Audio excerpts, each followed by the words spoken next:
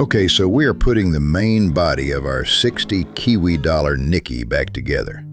Only our $60 Nikki is now a $210 Nikki after purchasing a Walker rebuild kit including delivery from Rock Auto. Another handy product to have on hand is this AT205 Reseal.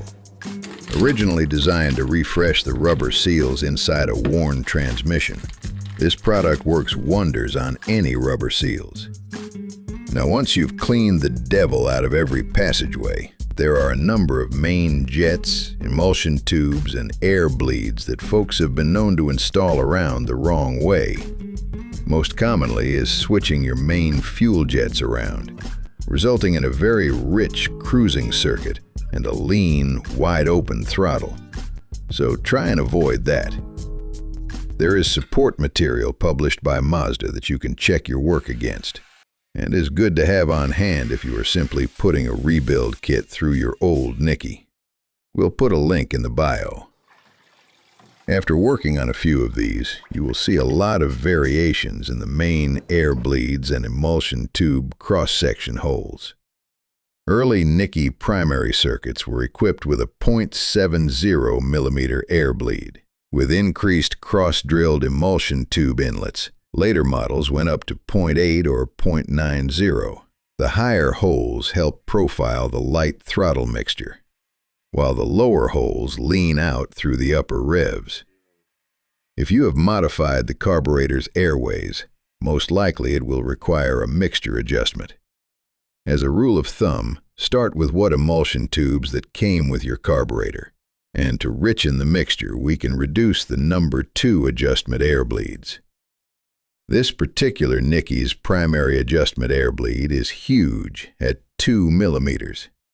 With all the modifications we have made to increase airflow volume, we will half the number 2 primary air bleeds to 1 millimeter as a base.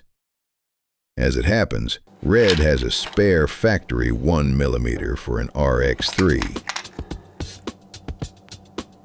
The plan was to drill out both the primary and secondary main fuel jets, but the drilling didn't come out as smooth as one would hope. Any slight burrs or ridges will disrupt fuel flow. Good practice after drilling is to check the new hole size with the next size drill bit. If the process went smoothly, the drill bit was in true. This 1.70 millimeter bit won't fit. Sadly, one of our primary fuel jets can fit a 1.05 millimeter bit, so we are going to Plan B on the primary fuel jets. And despite our best efforts, another $25 needed to be parted with to sponsor a pair of 1 millimeter Hitachi replacement jets.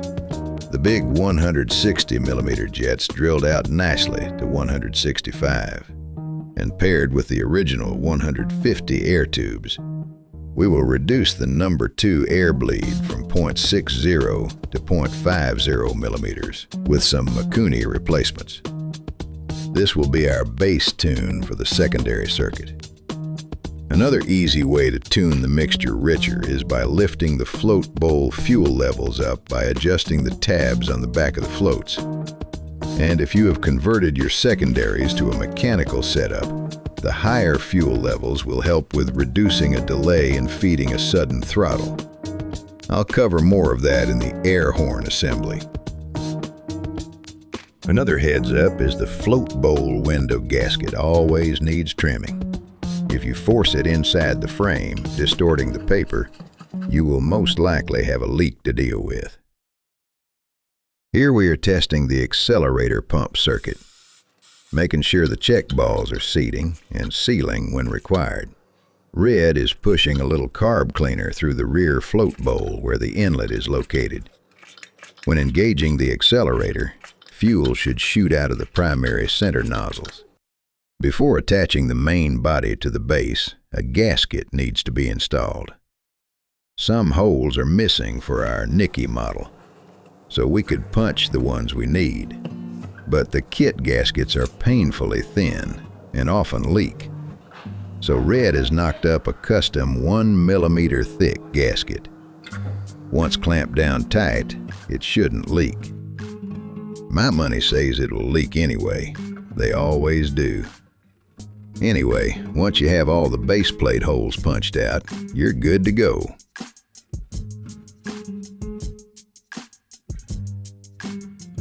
If you're game enough to see the final part of modifying and assembling your Nikki, why don't you hit that like button, and I'll show you what to do with the air horn, followed by tuning.